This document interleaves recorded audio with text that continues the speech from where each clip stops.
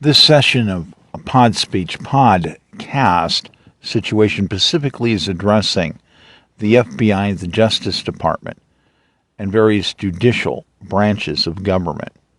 There is going to be both economic modeling explanations as well as how to understand upgrade, diversified economy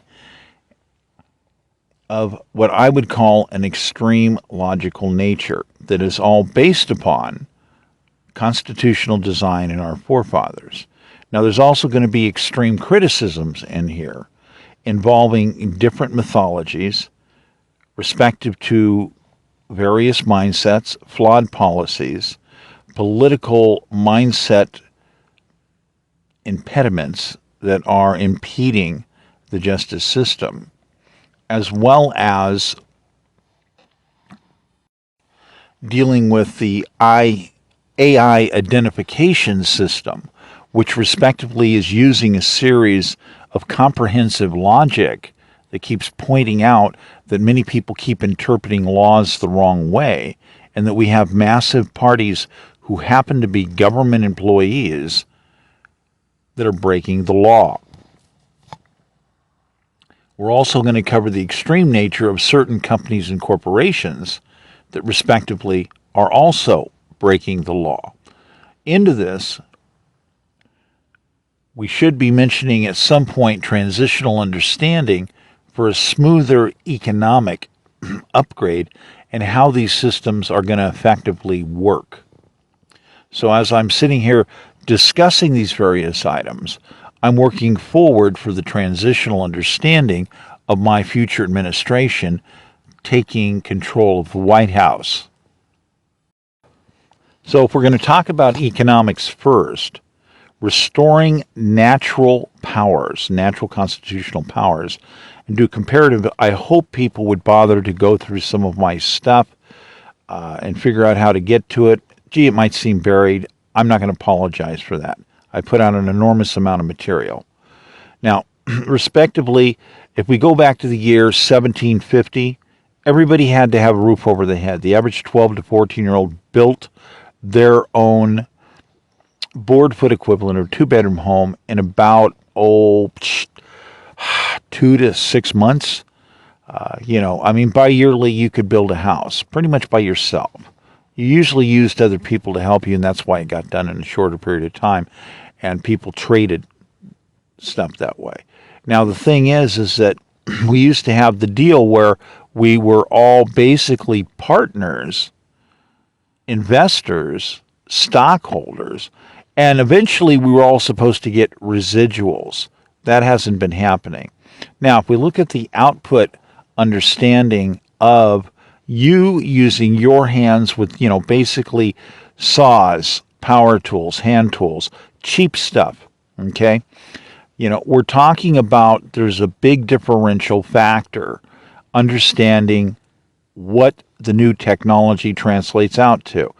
However, it does not translate out into super goal changes like we see with electronics, where constantly television sets get bigger, larger, have more features, and get cheaper and cheaper.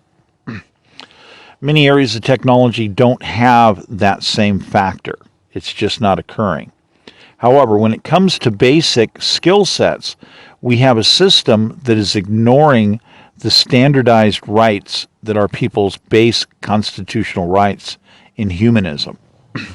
So if we look at the productive output to say, okay, what are hard numbers that we have to look at to be able to calibrate where we're at on some of this stuff, understand a better sense of fairness, I'm going to look at it from the individual capitalistic viewpoint of saying you, yourself, as a capitalist, you building things with your own hands.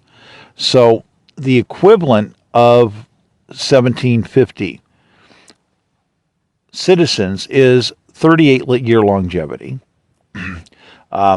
Statistics available that you'll be able to verify for if you're, for instance, were a slave. If you're going to look at some of the areas of people, if you're black in origin, which are different. But yes, many people were slaves. that's going to be 1850. 1850, you're looking at a variant of 28 to 33 years of age, depending regionally where you're at. Some areas were harder on people. So effectively, you're looking at people of 1750 being able to build 30 two-bedroom houses by themselves. That's basically the baseline 12 to 14-year-old skill sets. By our standards, you'd still be a kid or a child. So the thing is instilling these same types of skill sets don't take very long. We have more modernized versions of this. I've interviewed many contractors. I've worked doing contracting work, plumbing, electrical, framing, lots of different things over the course of my life. Sample here, sample there. And the reality is that most people can do things with their hands. I don't care if they're not a contractor. You don't need that, not for simple construction. And whatever you're missing, we can get that supplemented easy enough. That's not a problem. But the reality, so if we're talking 30 houses, the equivalent, because of the lower longevity for black people, is about 20 houses. Okay, back for 1750. Now, today, 78 years of age, that's kind of a mixed item there. There's not a whole lot of difference between black and white. And basically, we're talking about the logical progression of your productivity. So building it yourself with your own hands, not being impeded, let's say, by problems acquiring land at a fair price, yada, yada. You end up with a situation of basically what you would normally do. People would normally, once you build 5 or 10 houses, obviously you're going to be renting them. You're going to parlay your money. So if you still keep building houses, the output is 480 houses. Age 65, 45 years of work, that gives you 2 years to play, is 480 houses. So when you have a bunch of people trying to understand, saying that they're being robbed, they're right. People are being robbed. So we have a system that deals with people because of greed factors who basically want to constantly change a bracket so that they can give themselves a raise. And this is something that's been going on in an unchecked nature. Now, World War II, entering World War II and World War II physics had standardizations of certain things to protect productivity supply chains, where you had a lot of fair pricing indexes, which, by the way, were quite fair. You had labor accelerating, labor prices rapidly going up. An economy of that style is the maximum style economy for the United States, with the exception of one big problem or small problem. That was a Great War situation. Now, a lot of the productivity of what was made was destroyed. They destroyed, given away, got destroyed. We gave 1 million trucks to Russia, World War II. So, and we gave a 30,000 tank buster cannon aircraft. We didn't even use them ourselves. We built them all up. We were going to use them, and then we decided to give them to the Russians. So, but away from some of these statistics, we're going back understanding productivity. A high-end economy design that has no Great War has a consistent technology upgrade with professional continued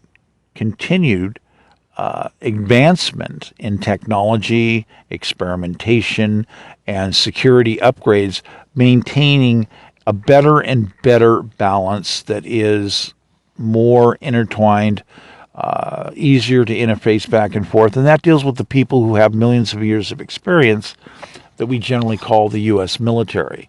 This is not to say that we don't have other people that have acquired some incredible experience, because anytime you get to long-term running agencies, departments, you're going to have collectively massive amounts of experience. So you're going to have people collectively working on giant packages, bringing packages forward, and then we're looking at the condensed version documents for administrative levels.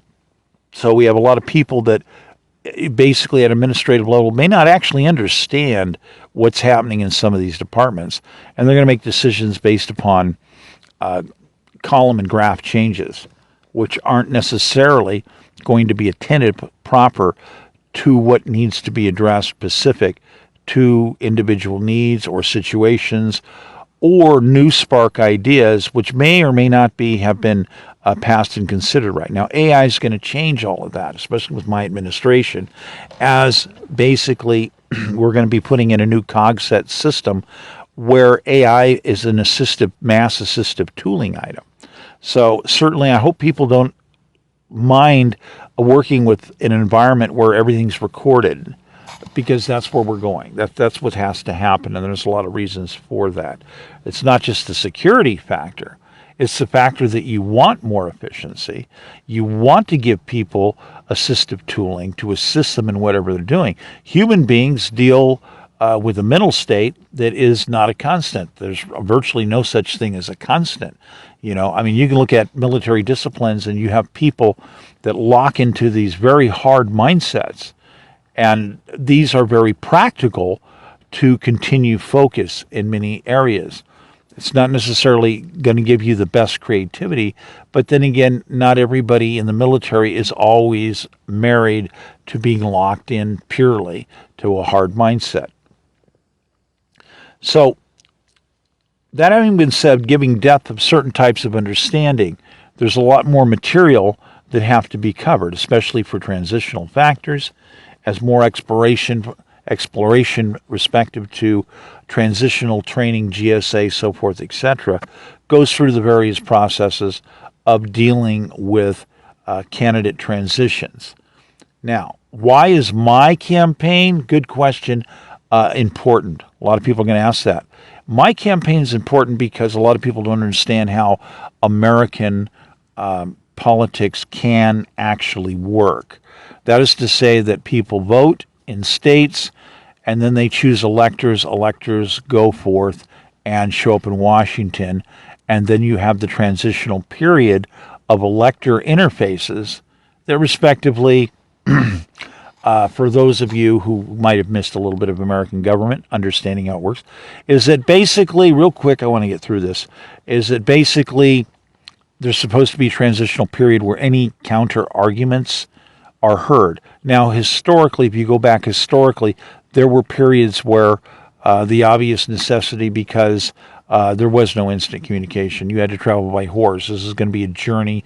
That's why there were delegates representing the vote. Some people want to go to the direct vote, which, by the way, is not necessarily the best thing, because you still have to put a new invented mechanism in place to deal with inquiries. My campaign is very important because of inquiries. This means basically that I get to lay arguments in front of Congress, the Senate, so forth, etc., which are different than laying arguments before the courts.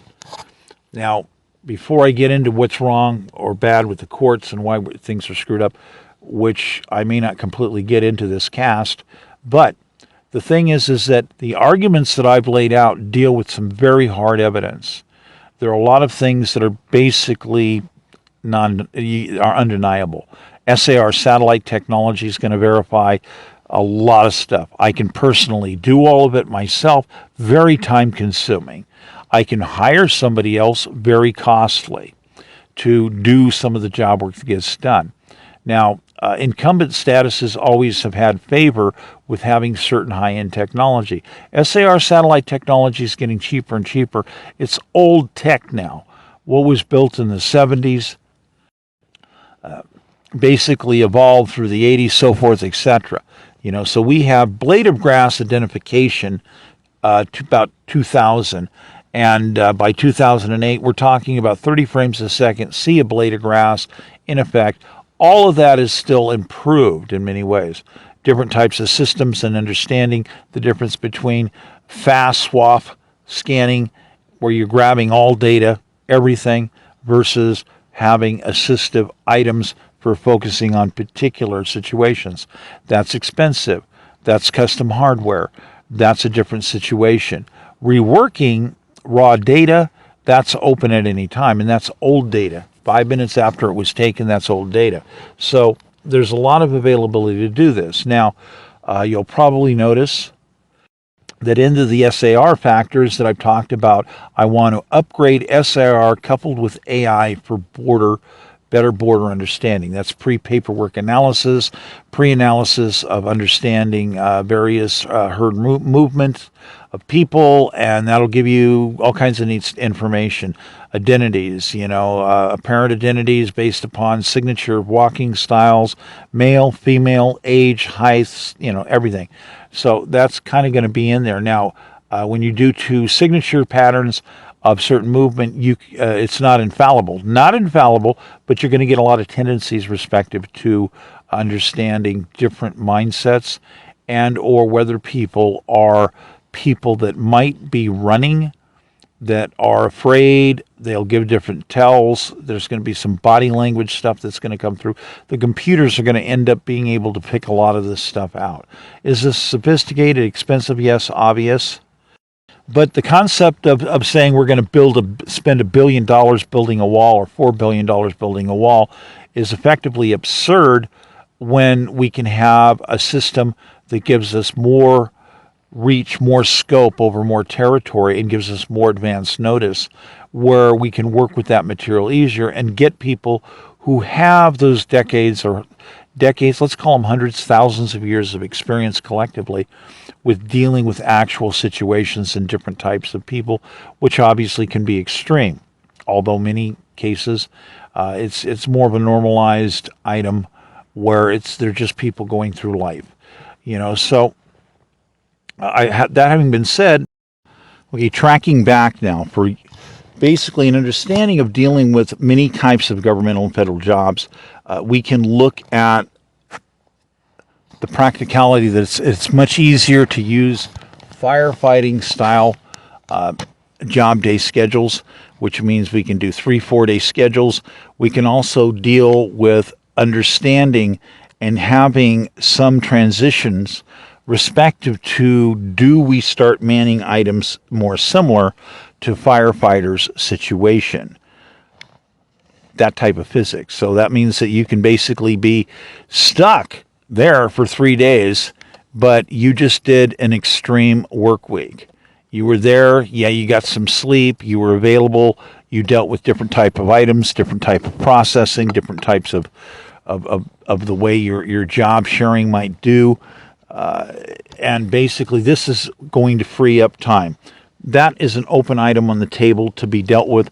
I want to look at it and say we should consider that is going to become a certainty option for certain people. If you want to do that, that's what I would do. But now, anyhow, so moving forward, this translates out into a new understanding that says your work week might have 3 or 4 days open to it. Now, do you want max productivity? Do you want to use your own labor to build your own assets? The basic average statistically for what many people are at in big city areas around the country means you're probably going to be located coastally. Inland America has a different series of statistics. Rural America, different set of statistics.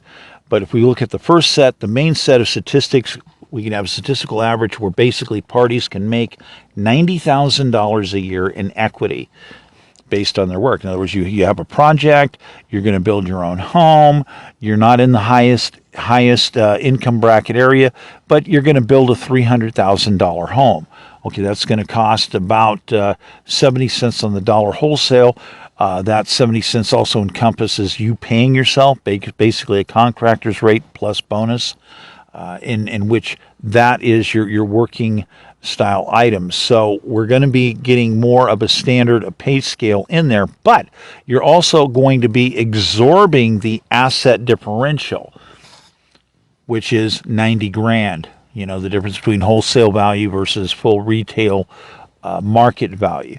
Now, into this, we deal with clear understanding of original market capital currency.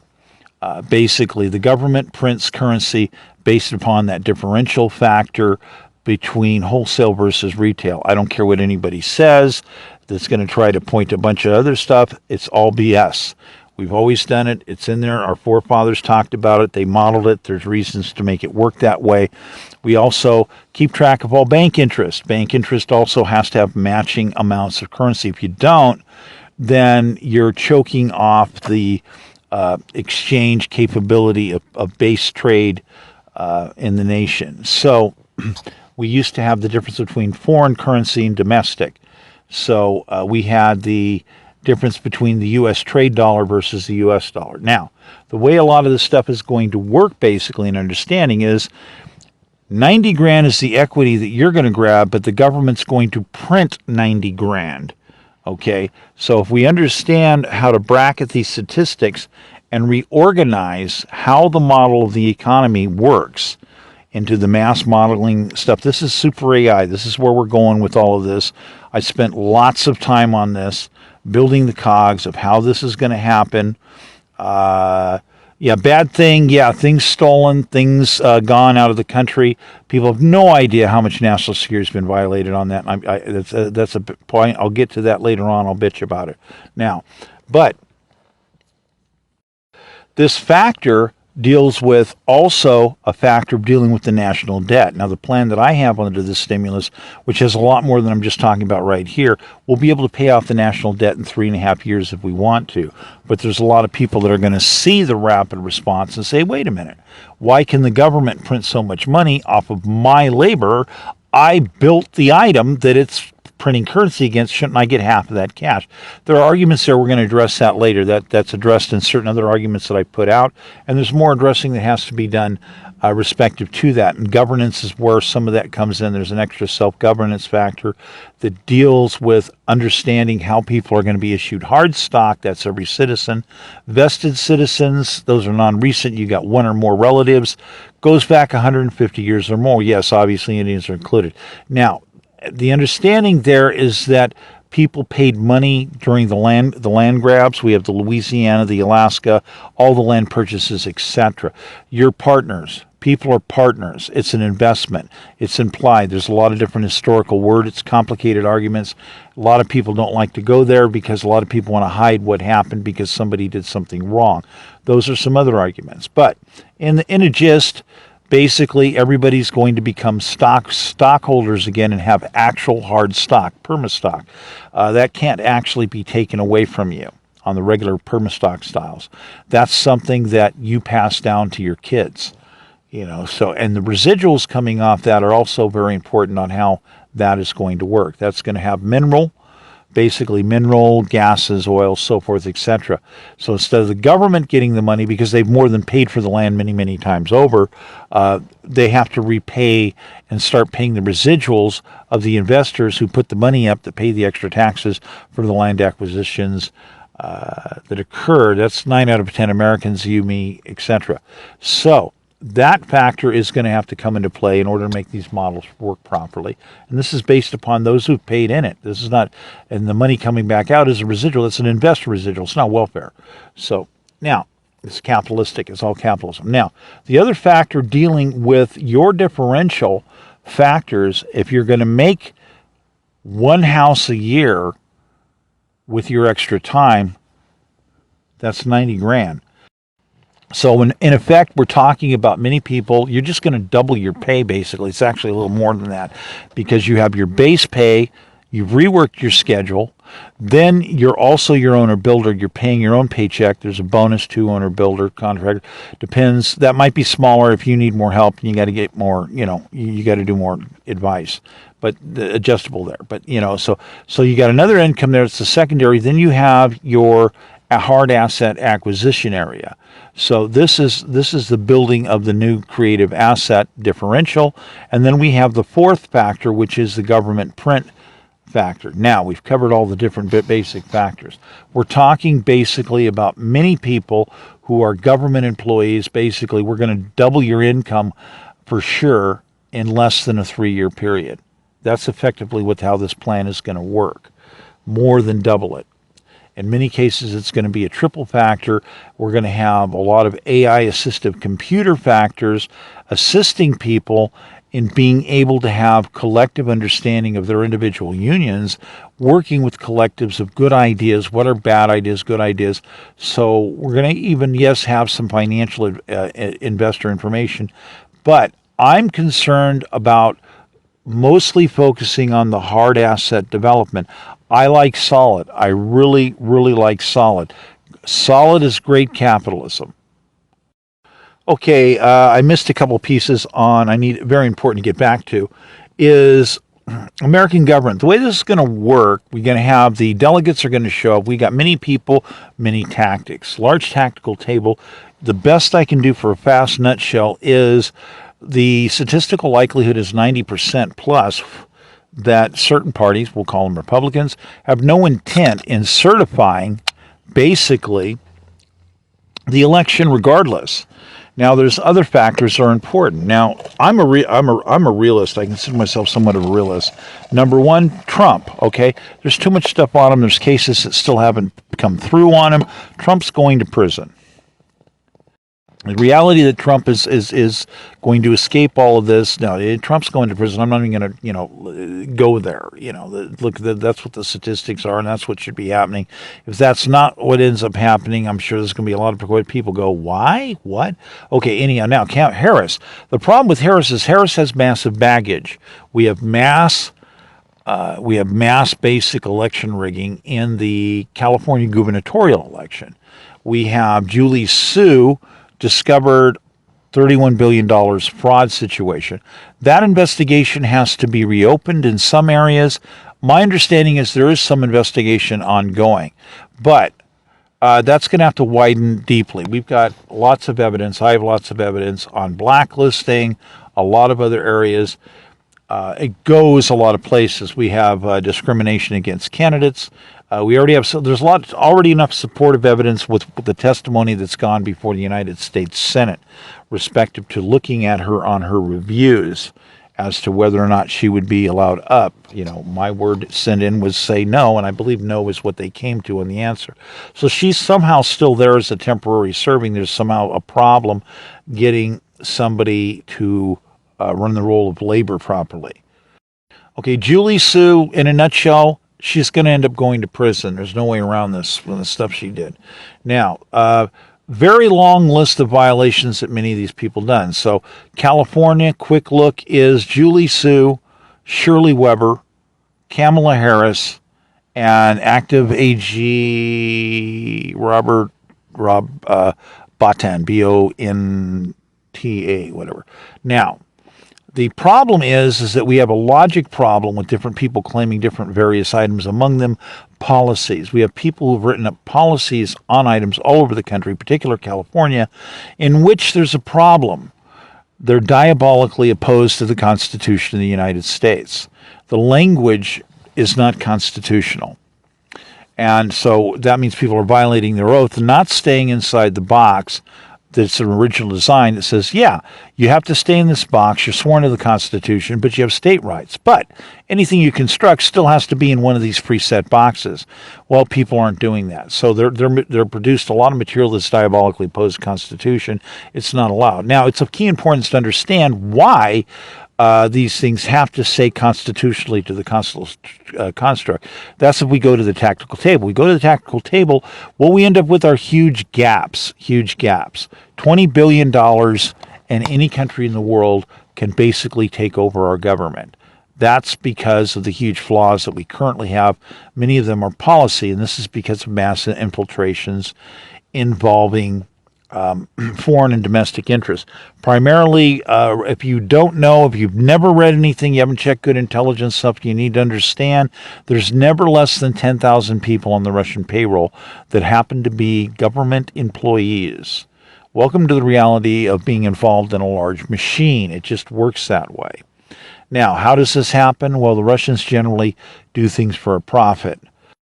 Now, the profit understanding here is that anybody that gets a hold of almost what would seem, minor information gets a hold of it efficiently. They don't pay anything for it. Okay, they can get a hold of it fast. They turn over a copy of it, and guess what you got? Okay, you got somebody coming up with the very list. Look at it like a mailing list. It has industrial resale repetitive sale capabilities. So you have somebody that steals one particular file set and it extracts and sells for more than $1 million in a year. So this is how you can afford to have people massively on payrolls all over the place, because it's an oligarchic profit item. So you end up having all kinds of different ways where different information doesn't seem like it's deep or super classified. What it is personalized, but the data is reworked, and that data is worth enormous amounts of money on the open market. Okay, that having been said, I hope you people understand and do your homework, because we have fluctuations of more than 30,000 employees. Now, if we're going to look at the security overall situation, mass government lives in a permanent breach situation in many areas, not all. When you have extra secure procedural in certain situations, you're talking about extreme measures. Certain areas of the military, certain areas of this, that, and the other thing do have certain extreme level procedures. However, that's not to be said. Okay, court system blown, completely breached, completely blown. They have no idea about the computers that they're using for the most part.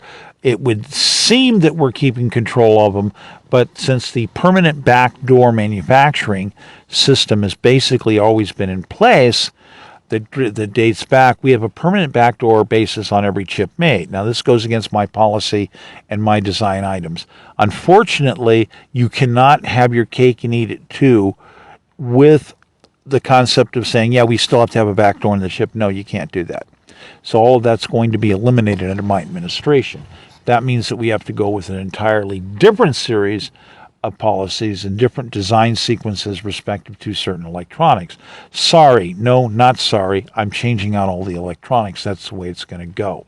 Now, in order for us to start the repairs as much as possible, because we have a mass breach situation with government. You have people that are blacklisted. We have a ridiculous set of evolutionary reporting statistics for the last 25, 30 years.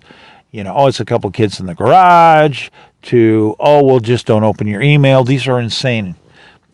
We have forms put up. Someone says, you have to put your credit card in to see if you're whether or not who's stealing your money. And this is like, what? There's no effective way to properly respond and do these forms. AI is going to blow this all up. We're all going to bring this in, massive overhaul. We're going to be doing a lot with that to get that interactive, and where it's also updatable, where people can re-interact with it. So yes, mass AI integration, yes. So, of course, we were talking at the citizens level too.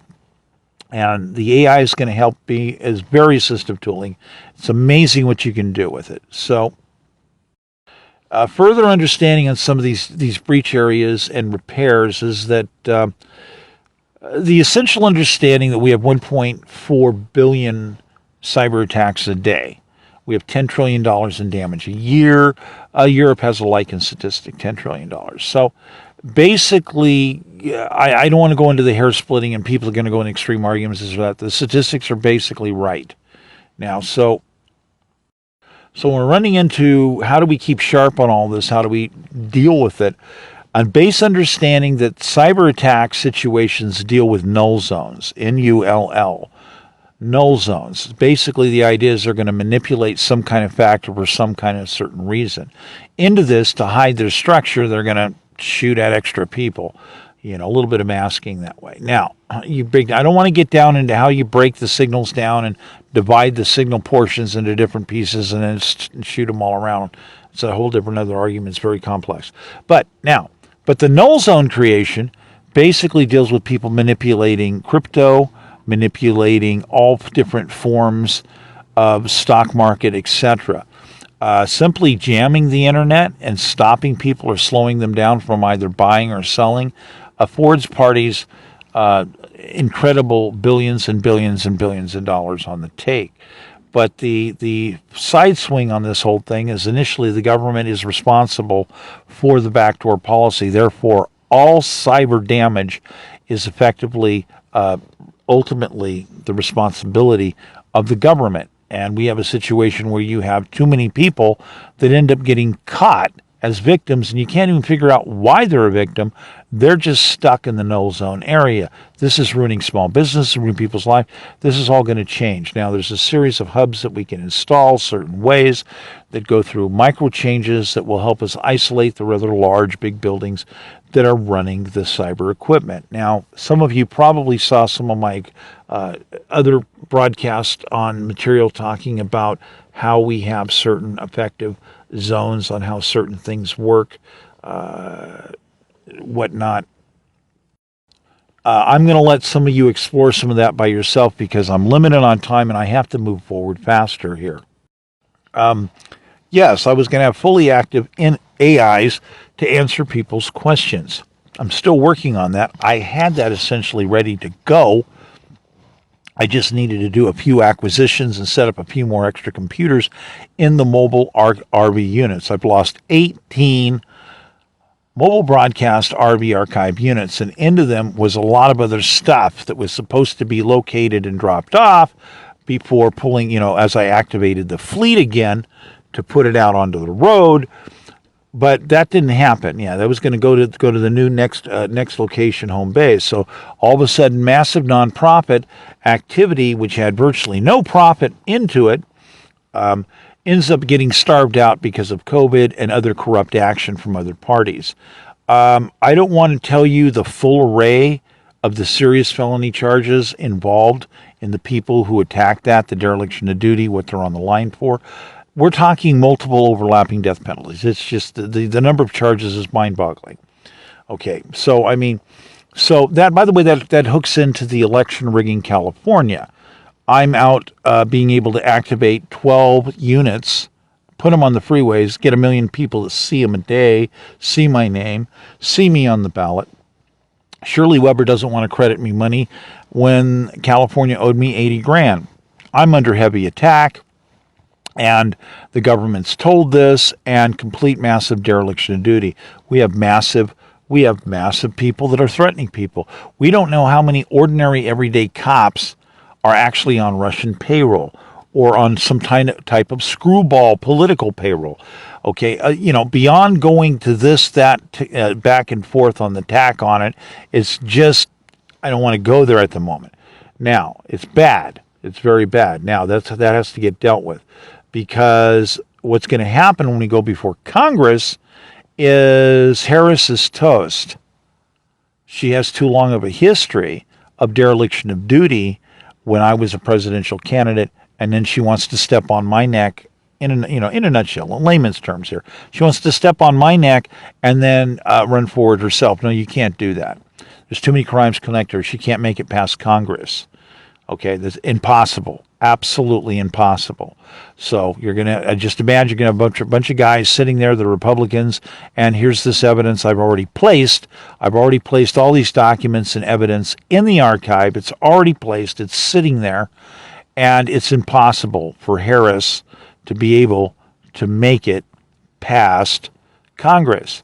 This goes into a revisitation situation, understanding the more historical situation involving the delegates. Historically, the delegates used to have like a 3-week period, sometimes 6 weeks, of negotiating back and forth. You get to Washington, you were remote, you showed up, and someone says, by the way, did you know this? There's these other factors, yada, yada, yada. Oh, wow, okay. So that's why you end up in situations where delegates update, and they may not even be voting the way that the voters apparently were going to have them vote. And so we have the legalistic structure that comes into place that has to do with the ethics and the reality behind certain items. We can't have parties committing acts of war against candidates. I've got lots of evidence. Theoretically, lots of people committed acts of wars, and those parties would be chained to other parties, and ergo, another overlapping reason yet again why parties would be disqualified. Those arguments basically going before Congress as that deals with it, there's certain impossible zones where it just becomes impassable. And then we have the High Court, which is Congress, which is higher, obviously higher than our Supreme Court, that's going to turn around and say, yeah, it's been, we're going to make a motion passes, yada, yada, in the quick, over with. Harris campaign over with, done. Okay, now if we do things properly, as to say, there's a problem. The problem is that when you have delegates that show up in different situations that you have to disqualify the delegates, then you have to be evidence-based. Well, the evidence base on the California ongoing election rigging continues. We have a rigged election out of California recall. You know, they blacklisted me from the ballot. That's it. The whole election is rigged. Okay, how does that work out? You can split a lot of hairs. It doesn't necessarily always apply to the petitions and the other measures that went through necessarily. Yada yada, computing all of that is very complex. But the thing is that basically we have situations that are impossible. We have ongoing election rigging. Now, what do we do with delegates that end up getting disqualified because other parties are ignoring the reality of evidence that keeps dropping on their face? A lot of, namely California. Now, I'm assuming there's other areas. I've seen fragments of other evidence that can surface or is going to surface or is scheduled to surface. Now, the thing is, the proper way historically to deal with the situation involving corruption, election rigging, mass violations, is you're supposed to use a transparent item to deal with basically selecting delegates again. That would deal with having the states selecting open delegates from both parties. Now, the situation involving that is a different process than people saying, oh, we're just going to go in a back room, invent a bunch of delegates, pre-make all the documents, and come over and overthrow the government. Ooh, no, that's different. Ow. Okay, look. So transparency is the right way to do it. Modernize, the right way to do it is to call emergency elections. Emergency elections. Now, there's different ways you can do that. I was setting up the physics to do that, but I keep getting hit by cyber attacks. I've lost my computer systems twice. I've got to go back through and redo the data. It's a lot of work on that one. So, and again, I don't have access to my other backup stuff because why? It's been stolen. Nobody wants to protect national security, yada, yada. There's that problem again. Okay. So in this transitional understanding, as these different cogs are building up, different activations, I have no idea how many people that used to be associated with previous campaigns. I've lost my reference list. So some of these people are going to periodically find me somehow, find word of me, or go checking for me. They won't find me, or they will find me, and then they will update their activity. So many of these people are going to be participating in different ways. Some of these people are scared to death. They have their own situations. They're surrounded by felony conduct, and they're trying to protect their family. They're trying to protect their lives. They're trying to protect this and this. And we have massive people in government that are in denial. And they're yada yada. They're going to go through, oh, paranoia, this. I don't want to hear it. I don't want to hear it. I don't want any BS arguments. I don't want to hear them. As far as I'm concerned, we can throw everybody into an fMRI, put a generous set of pharmaceuticals in you, and go through extensive recalibration and ask all the questions round and round and round until we get all the fragments that we need to put that picture together accurately. So, unfortunately, the way the law is, you have to have really good reason to be able to do that. It's very complicated. I've talked about it. I've got things posted on the sites on how that can be legal and how that's done. It only applies to certain cases that you're allowed to do that constitutionally. However, there is a departmental item respective. All states that I've seen have pre-qualified lie detector agreements in the stages to employment, which means multiple meetings, multiple stages. At some stage, you're signing documents that says you've pre-agreed to take lie detector test on demand, yada, yada. Most areas, California, etc., you can't get the job. You can't get to the finalized stages unless you've already pre-agreed to that. So basically, all government employees are pre-agreed, and yeah, the latest thing, fMRI, boom, you can be popped in the donut. Okay. Okay, I've covered a lot of different material as I put all this together. I think it's going to be around an hour. So that gets the Pacific addressing to certain main items that are crucial. I've talked about the economic upgrading. There's a lot of other stuff that it's going to deal with different other types of physics. I'm going to be dealing with purchase. I've got some stuff on other things on how we control and tame down negative effects from radical price changes. Into this, I'm just gonna let the ball run with that. I will take questions. Where you see this posted is a place you can put the questions. You can get the questions put back. They will come back on my message system. I will see them. Okay, will I be able to answer everybody's questions? No guarantees. Okay, but nonetheless, it is there. The idea was to be able to originally do this with a bunch of AI stuff, but here we have people that want to destroy my stuff. So obviously that has to stop. So that's not going to stop further transitional training, and that's not going to stop resetting up certain factors and equipment and new items again, other than the fact that all these people that have committed violence against me, I've posted all of the violence. There's a long list, over a year and a half, almost 2 years worth of violence posting of various images, baseball bat pipes, bullets, everything coming at me. I've had 2 effective assassinations by gunfire. I know when I'm getting shot at. I've had 7 in my life. I talk about some of them and give some fairly vivid explanations of how some of those work. And there is material that is in systems in various places that probably talks about some of those. There are reports on stuff. Now, I don't want to talk about other high-end intelligence right now. I don't want to talk about quantum aperture technology, long distance. I don't want to talk about certain other stuff because I just don't have the time. One of the things that is going to make things, I will mention the technology. Front and foremost, I'm listening.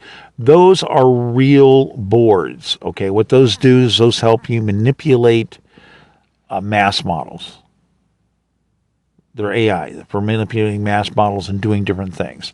It's not as glorious as you would think as an industry, like it's like you're in a sound studio or whether. But it's like that, but it's a completely different design aspect on how those work and how you can change on demand. Now, where those come into play, where they're important, is when you're working with lots of computers and you're doing a mass economic model system, and you can have lots of players. You're talking not just one tactical table, you're talking lots of tactical tables, and guys are going to be working with this stuff so that we can come up with quick aspect understanding of what's going to happen to the economy at a mass level. This is completely different than sitting there going, oh yeah, we're just going to run 30 or 40 or 400 change of strings at the same time in the same computer. No. It's a completely different system setup. But those are important. They're very important. Again, people just don't seem to grasp when, I try to explain to them what's been stolen and how dangerous, how much danger the country's in because certain items have been stolen. I'm tired of ignorance. It's very hard to deal with people that don't understand, don't have vision. I don't want to listen to people doing, I have a degree. There's no such thing as faster than light physics. There's no such thing as the attosecond. I went to college. I took physics. I don't want to hear that as I hang up the phone. I really don't. Okay. Yeah. When I'm asked not to put my paper forward to the Nobel because it could be a problem with national security, okay, I'm being punished. I'm suffering. I don't want to hear people that think they know their shit when they don't know their stuff. So I want to thank you for your time. And a lot of questions, getting the economy back on board, types of items of people's lives, anonymous items coming in for how to further upgrade your life, give you stability on all that. should be good. Overall, different statistic design should be 10 years, $10 million. Basically, will change your life as a statistical average. So I'm working on, there are various items, they're different demographically in some areas, but actually we have a 5-year to success, 5-year to retirement, very solid construct. So the understanding that I'm not going to apologize for anybody as I'm pointing out the sheer fact that somebody has allowed slavery to be reinvented worse than before, because we now have people expected to work 45 years before being able to collect a minuscule retirement, when in fact their economic output from basically cutting boards and assembling houses would have them with a tremendous economic factor. So yes, everyone's being cheated, and people wake up. They don't take it well. They snap, they flip out. We have people snapping and flipping out over the country. People don't want to address the origins of the problems of the greed and the factors of what we should be doing to levelize all of these situations and assist people and have some reasonable ethics. Okay, again, my name is Michael Crosby. I am running for POTUS. I have to go. And that was a direct address to FBI and various agencies respective to me being the presidential candidate for 2024. Thank you very much. I'm looking forward to intelligent conversation.